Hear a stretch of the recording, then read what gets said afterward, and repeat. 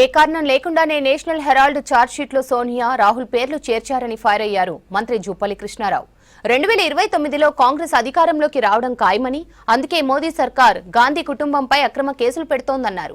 100 మంది మోదీలు వచ్చినా కాంగ్రెస్ ను ఏమీ చేయలేరని చెప్పారు.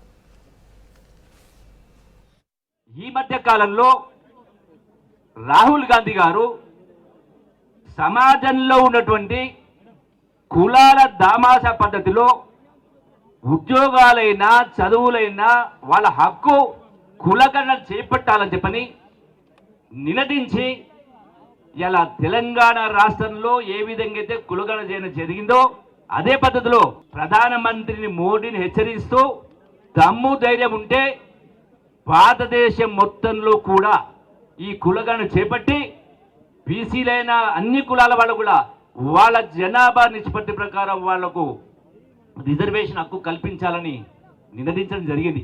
మోడీ ఇటువంటి 100 మోడీలు వచ్చినా, మోడీ ధ్వజం వచ్చినా ఈ రోజున మీరు ఏమీ చేయలేరు అనేది సుస్పష్టం. అందుకనే రాజకీయ కారణాలతోటి రాజకీయ లబ్ధి కోసం వ్యవస్థల్ని వాడుతూ ఉన్నారు, వ్యవస్థల్ని ధ్వంసం చేస్తూ ఉన్నారు.